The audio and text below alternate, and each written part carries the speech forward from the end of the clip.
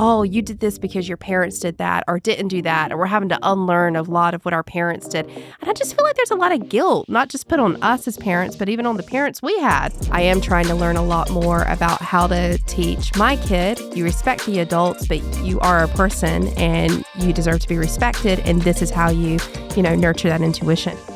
Welcome back to the Life on God's Terms podcast. We are so thrilled that you're joining us today. I am your host, Rachel Riva, and with me I have again my delightful sisters, Leslie Danielle. Hello. And Wendy Hayes. Hey, hey. Hey, hey. Here we are again. And this is a topic I didn't think we'd go into this early in our podcast show journey together, but it just seemed to have come up. So what we want to talk about is how to drop the parent guilt. Ooh. Bad. What am I meant to say? Ooh. Well, this isn't just about being a parent. This is about even guilt that I feel like the conversation has come from so much of what we're seeing online. And I'm a mother now. I have a 5-year-old. But it's about, oh, you did this because your parents did that or didn't do that, or we're having to unlearn a lot of what our parents did. And I just feel like there's a lot of guilt, not just put on us as parents, but even on the parents we had and on what they did or kind of didn't do. And so I just kind of want to talk about that because life looks very different now as an adult, than it looked for my parents, and also even as a kid growing up. What do you guys think?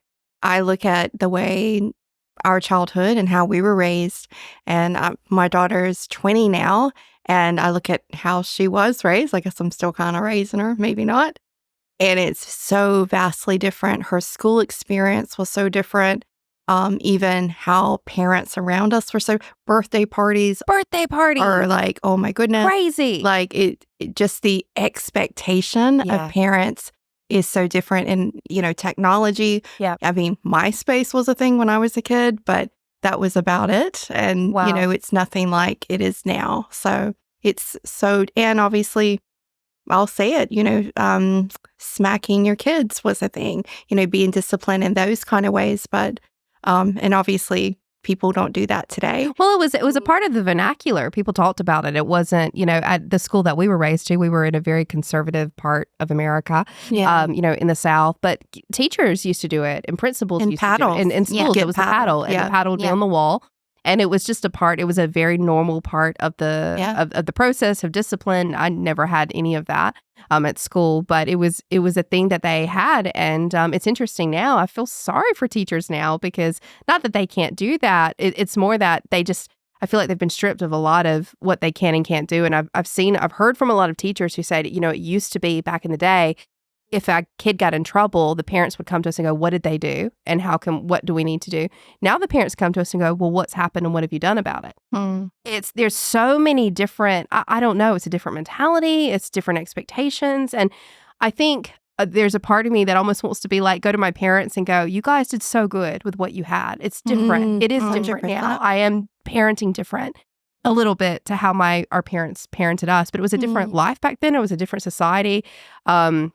Different jobs, the way you worked looked different. We had parents who were shift workers, which is very different to maybe the stay, I get to work from home a lot. So, just that type of thing. I think life looks so different. And I think sometimes we're putting the expectations that we have now and having this lens of going, oh, well, I wasn't parented that way, or, I didn't have that, or I'm having to parent myself now as an adult. And I find it really interesting. And And obviously, I don't have children. However, looking online and seeing people that are really new parents and they're saying, oh, well, I have trauma from my childhood because my parents did this and that. And, and they're like, oh, you really need to look back on how you were raised because that'll influence how you treat your child and how you, treat yourself as well as a parent.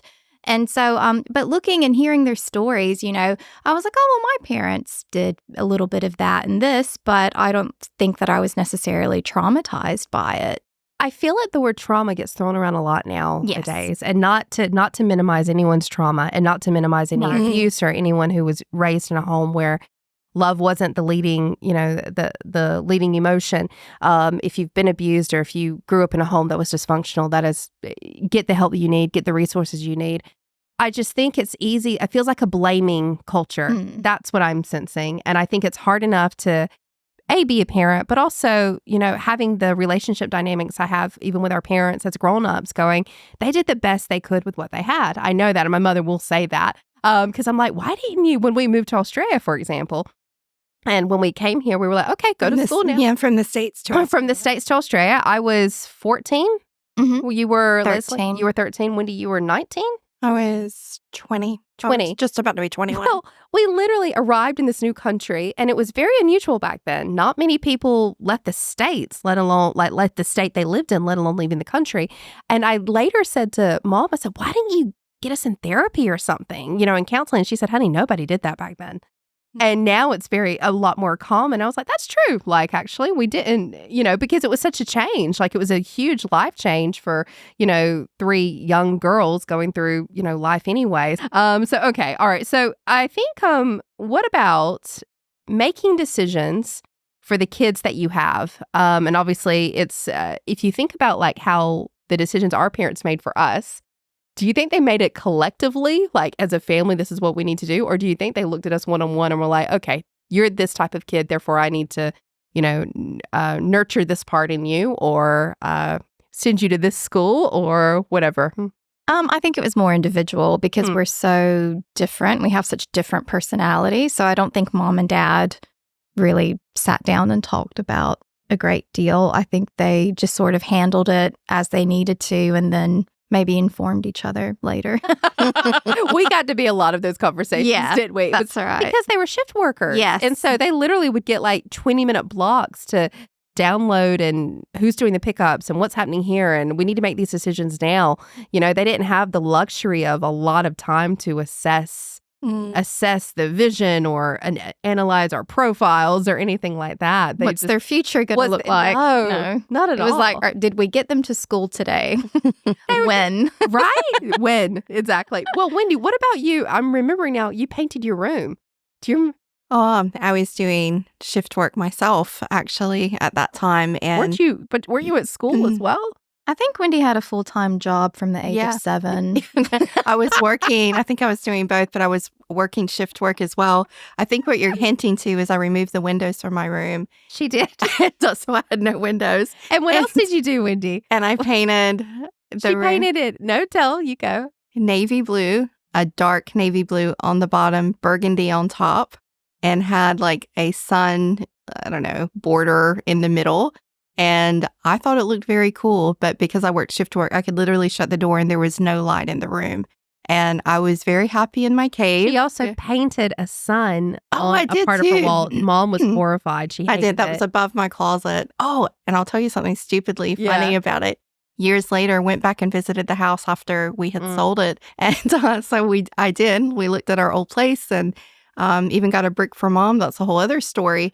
But the sun, he went, yeah, there was this weird sun painted. We thought there was someone in a cult living here. And I went, sun worshiper. And I just went, yes. See how that completely didn't own up to that, but I will here. Yeah. So, but yeah. Well, thinking back, I think that's super cool that Mom and Dad gave you that freedom. They gave us creative freedom individually. What other decisions do you think? So you've got the room there.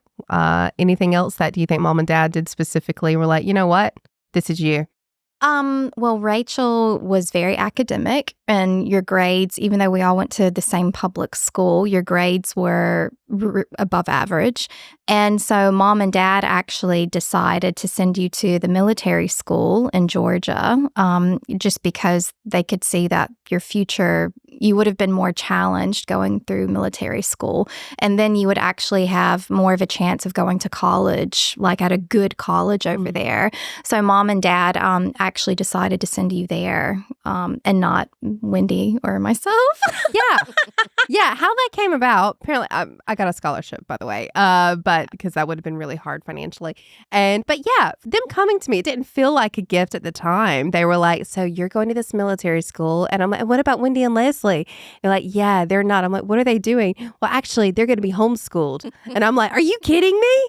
That was so, at the time, I felt very, I don't say excluded is the word, but it was just like, why me? Why do I have to go and do this? But obviously, it was a huge, incredible opportunity. But that was them going, this kid is different in this way, and this is a good opportunity for them. and nurturing that part of my, of my personality or whatever. And with you guys, I'm not sure where homeschooling came up. How did that happen? Well, Wendy was being homeschooled because at that time, the public school that we were going to had closed. So we had to go to the other public school. And with that transition, Mom just said, do you want to try homeschooling? And Wendy said, yeah, sure, I'll do it. And then Mom asked me, do you want to try homeschooling? Wendy's doing it. And I was like, sure. I was like 8. I was like, why not? And there's a big homeschooling community where we come from too. So it's not like it was in isolation. I think the homeschooling that we were around is very different from the homeschooling that people are doing now. It's become quite popular, quite mainstream, I would say, particularly in Australia where we live. But it's become a very accepted, there was some connotations I think that homeschooling had in the 90s versus what it is now. And I think it's really interesting, actually. We were talking before with Ryan, our wonderful producer, and I was just saying, actually, I don't want to homeschool, but I would love the idea of being able to take responsibility for certain parts of my son's learning and having a tutor come in, like a proper, and take responsibility for the stuff I have no idea about. If I have to teach him algebra, we are done. That's not going to happen. But it's just interesting to see that actually, that's becoming more of more accepted and something that people are thinking, I think, more about as schooling is such a big part of your kid's life, and thinking again, but again, going back to our parents did the best they could with what they had at the time. I did only homeschool for 2 weeks. It didn't suit Leslie. It didn't suit me. Mom put me in public school after 2 weeks. Okay, let's talk about gentle parenting. I don't know if that was a term when you were raising. No. The amount of information that is now available, it used to be a few books, and I've got the books and I read them, especially when I was, pregnant, is overloading. It can be really overwhelming. And it is, but it feels like you have to tick a box of A, what kind of parents you had, and B, what kind of parent are you going to be? Or, and I'm like, sure, I love the idea of being a gentle parent, but that really, I had to come to a conclusion because you get so much advice, unsolicited, some of it. I love having mothers around me who have been down a journey that I can ask questions to and get those ideas and feedback. But it can be really hard when the strategies you're giving or the advice you're giving, it doesn't work, and I've been in that situation a lot. And at one time, Shane and I had to sit down and say, we have a very different child than most people. And it's what you're saying is great for you, but that's not going to work here. And we've had to they say they don't come with a handbook. There's tons of handbooks out there, but there's not one on your child. And there wasn't one on me either. And so I've had to strip away that guilt part of myself of going, I really thought I'd be this type of a parent, but I'm actually having to show up in a very different way. And it's exhausting and it's humbling. And then it makes me call Mom and go, I'm sorry. Whatever I did, I'm really sorry, because my goodness, I clearly put them through the ringer.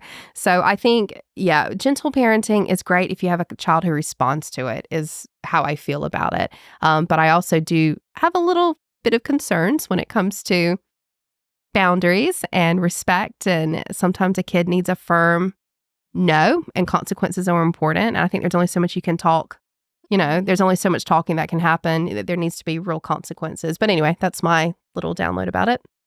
No, I 100% agree. I think every child is different. And I'm trying to remember, I think it was by Lisa Welsher. It was that book.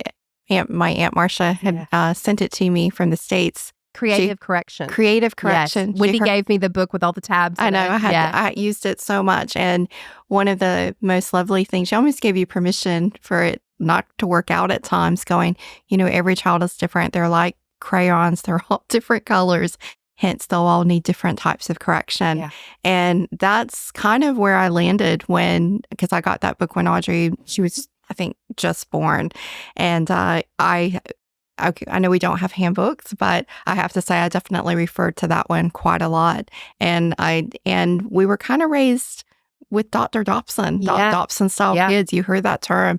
And it was funny, Focus on the Family was on every morning. And because we lived so far from schools when we were not being homeschooled, we listened to Focus on the Family every morning, not realizing that, some of that stuff does go in, and it's really lovely. And it was really funny when we started going through school here, which was so lovely. I wanted her to have no disrespect to my parents, honoring both of them, but I didn't feel homeschooling was right for Audrey. And I wanted her to, she's an only child, and I wanted her to be socialized and all the things that genuinely every parent wants. But I realized very quickly when I got in there, I was by far the strictest parent. And, moms will understand this. The mom friends that you over years, accumulate and connect with, and it's lovely. They said to me later, they went, "Wendy, you are the strictest parent we know." And I went, "Really? Because if you saw how my parents were, this is nothing. Yeah. This is nothing in comparison." They even raised concerns about how strict I was with her at times. But I will say, in the long run, and I can say it now, those same parents who were I'll call them the naysayers, came to me at pivotal points in their own children's life and said, "Can you help me? I'm so sorry. Can you guys kind of hang out with my child?" And I'm not, there's no disrespect there too, because we all need to help each other. But there is something that there is a time in your child's life when they're growing up, you're not their friend. Yeah. You are their parent, and you have to, and you can do that gently, but the whole gentle parent thing, I almost feel like daddy daycare, let them lay where they sleep kind of thing. And I laugh at that, but I'll be honest, I see a lot of that today. Yeah. And it kind of shocks me a little bit because I see the trajectory of their life that it's going to happen. And it's parenting I can talk about for hours because there aren't many parts of my life I feel super confident about, but I was a confident parent. Yeah. And I knew what I knew would work for us and sometimes wouldn't, but I knew what would work for us and didn't. And I guess kind of an FYI, it was a single parent home. So there's an extra dimension, an extra dynamic that, you're having pickups and drop-offs and Christmases, with, different families. And there's a lot of scheduling on top of the discipline that you're having to explain in so many different ways.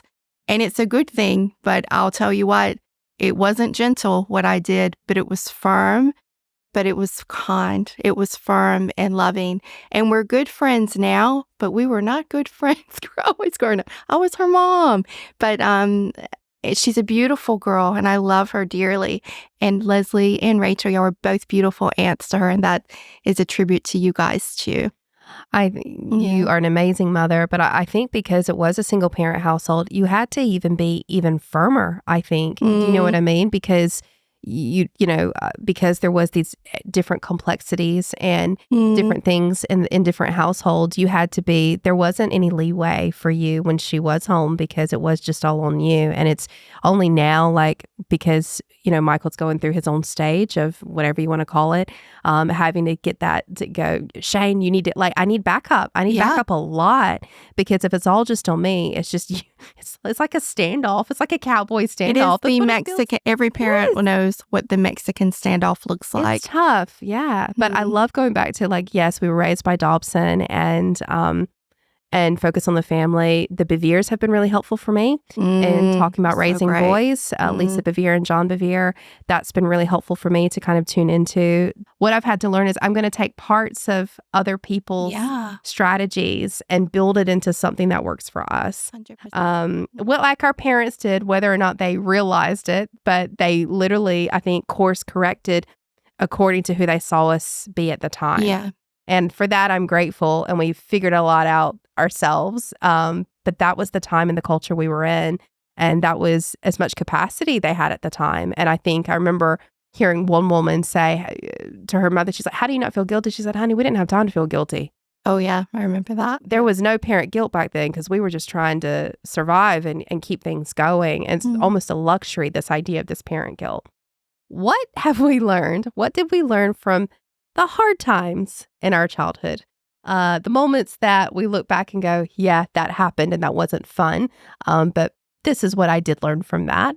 For me, it was military school. It sounds, it was the best thing that ever happened to me, but it was really, really hard. It was hard because coming from the household we had where we did not, scheduling was not done. Things were loose. Things were loose. Things were loose, but in a loving way. But in a loving way. It was loving, but there was a lot of independence as well because, you kind of took care of your own stuff, which wasn't a bad thing.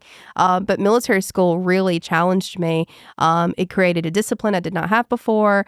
Yes, I learned a lot, and I was socializing with kids very different to us. I would not have normally socialized with in the circles that we had at the time. But I think that taught me military school will just, whatever annoying things that you complain about, it will just force you to have a resilience beyond what you think is capable. And young kids are capable of a lot.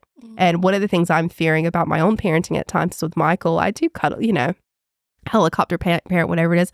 I want his life to be nice. And sometimes I don't let him suffer. Suffering is not bad.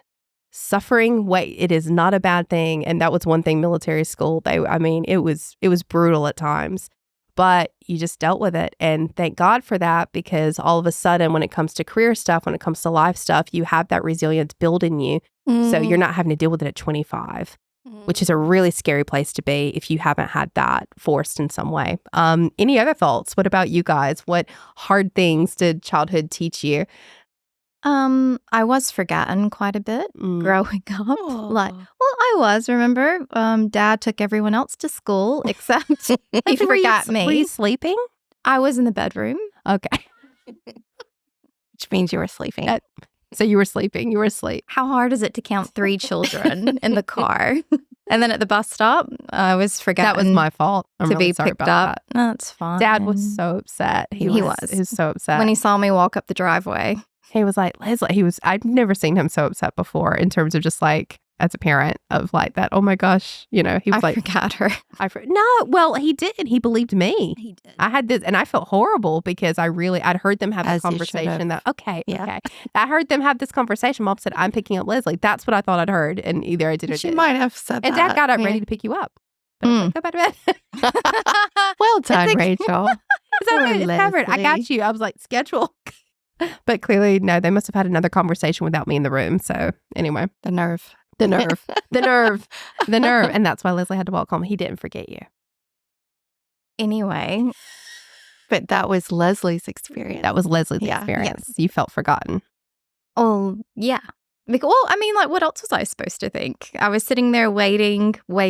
No one came to get me. And I was like, I've been forgotten. Oh, my goodness. I started crying. And then I realized no one is coming. When you have that realization, it's like, oh my goodness, I have to do something. No one else is going to do anything for me. So, and I knew the way home.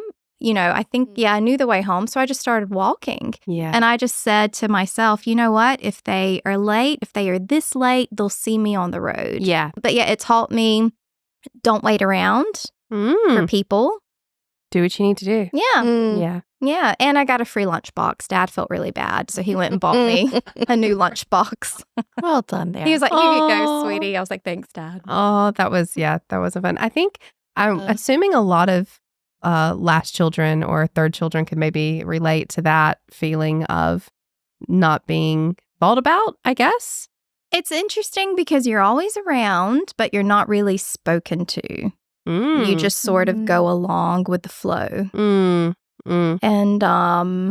which is fine. But there is that emotion there. So resilience. Yes. Resilience is the gold we're taking from that. That's right. That's really tough one. Okay. Wendy, what about you? They're probably the one that just pops up in my mind is, I won't say the name of the school, but one of the schools that I went to. So you had a room that, like, from K to 12, everyone sat in the room and you worked, you would choose what you worked on each day. You wore red, white, and blue every day. Is this that church school? Oh, yeah. Oh, okay. Yes. But they had us do things that were really odd. The one that comes to mind is they had us dig a really deep hole. And this was clay. And they needed someone to dig up all the pipes. These were 12-foot holes, and they had us digging every day instead of working. And I look back and go, I think Mom and Dad think we're getting different training than actually what's happening. And I know you're going, what did you learn from that? That as a parent today, that don't always believe everything that you're being told, and listen to your kids. And when you go there, for me to say, because I'm pretty easygoing about a lot of stuff, but even I would go, I remember being in this big hole going, this is weird. This is odd. Yeah. They have all of us digging holes because they don't want to pay people to. And it's free labor. It's free labor. Yeah. But I mean, I laugh at it now, but at the time, you know, I was in 4th grade, and I just remember thinking, but we're meant to trust adults. We're meant to trust this. You're meant to trust all these things that you're being told. And there were some odd things. I'll always say there was kind of some odd teachings going on, and I could go on, but I think that will give you a taste of what was going on there. Yeah. Did you ever tell mom and dad that you? Yeah, they knew. I would literally come home covered in clay in my red, white, and blue uniform, and they'd go, "Well, it builds resilience. It builds building character for the kids. They did chapel this morning. That's more important than anything else." And that and manual labor. And after we found out later that, like you said, Les, it wasn't an accredited school, which means that year of schooling didn't count. And then they found out even much later that the guy who founded and owned it said he was a doctor of education. Found out he was not. It was just like so. And then his wife, we were doing charm classes, and we were meant to, look really feminine. And there was just all these things going through charm classes, and they were going, "You're too tomboyish," and I'm like, "Oh." So we laughed, but I was a child during all that, and there was a lot of kids under stuff like that we know about. So anyway, I think I was clearly very blessed with my military education. I mean, and that's what I mean. We had such different experiences. It was very different. We're in the same household, and yet we had very different experiences of learning and of socializing and all that stuff. And I love what you said, though, about there. And I think the society has gotten quite good at this and opening up the lines of communication, of teaching your children of how to listen to your intuition. Yes. And when you don't feel okay about something, even if you don't know why, because we all had those moments as 100%, kids. And we've had conversations now of like, "Mom, that guy was weird," or "This person was weird." Turned and out say he was a pedophile. Yeah, or whatever. You find out later, and we're like, we knew something wasn't right. She's like, "Why didn't you say anything?" "What am I going to say? I'm a kid." I didn't know we didn't have the language to say, but really that's the Holy Spirit that's indwelling in all of us to say, hey, there's something not right here. And hopefully you have a good enough relationship with mom and dad and sisters or whoever's in your core to go, I don't know, there's something a bit off here, and I don't know what that is, and that's okay. So that's what I learned, just really leaning into that intuition, going, I listen to that now. Nothing may ever come of it, but I'm not going to put myself in a situation like that again. I am trying to learn a lot more about how to teach my kid where he's at in his language about, and it's not just the good touch, bad touch, like aside from abuse and stuff. It really is, if you're not comfortable with something, this is what it feels like, and this is what you can say. You can always come to me, because we were raised of, if it's an adult, you listen to them. If it's a teacher, you do this. Because respect was such an important value, and it still is. But how to go, you respect the adults, but you are a person, and you deserve to be respected. And this is how you nurture that intuition. And that's something I'm still kind of learning and working on. Something we're praying for as well, in terms of obviously protection for your child, but helping them have a voice, but not in a way that they're overriding. Well, it's like that you're still the parent, that you're still, I don't want to say you're still number one, but you're still running the household, that they're not walking over you. And I do think kids have a lot more of a voice now. It's really good, but on the flip side, you still have to go yes and no to things. And then it's hard. I reckon we've all had all kinds of jobs, but my goodness, parenting is the hardest one of all. It really is. So kudos to all the parents and even aunties and all of us out there. It really does take a village. It's a village, and I couldn't have done it without you guys. And mom and pop, of course. Especially now, one of my big things is the village. I think church used to be a big village for us. I'm not sure if people feel that same, if church still feels the same village gap that it used to. I'm not so sure about that. I think that people are having to create their own villages and work at it very intentionally. Probably because people you are born in a place, you stay in that place, you get married, you have kids. And so you've had that village most of your life. we have not had that experience. We've had to move on. We've all moved in different places. And so now having to create a village it's hard, but it's so important. I don't want to be a silo. I don't want to be an island. I can't with where we're at. So yeah, I'm very grateful for my village. Are there any other stories, Leslie? Well, does anything else come up for you guys? Any stories? I was thinking someone had a haircut. I cut my own hair. And it was a disaster. And Mom had to take me to the hair salon to get it fixed. And I came out looking like a boy. End of story. Tell the story about the police officer. I was going to say. I was sitting in the passenger seat. Mom got pulled over for speeding. In the truck. We were in the truck. Yeah. And the officer said, "Do you know why I've pulled you over and your son?" And I started crying because I into said, tears. "I'm a girl." And felt so bad, that kind-hearted man. Things got really uncomfortable, and he said, "Please continue, just not as fast." So Mom got out of the ticket because of your haircut. And I was traumatized. Leslie, I bet Mom was so grateful for that haircut. She would have been grateful. She was so grateful. Well, that's really good. Thank you for sharing that. No we all have problem. those things from childhood we don't like to Please talk tell about. one of your stories. I don't know if I have any. I don't know. Do you remember when I nearly crashed the car as a kid?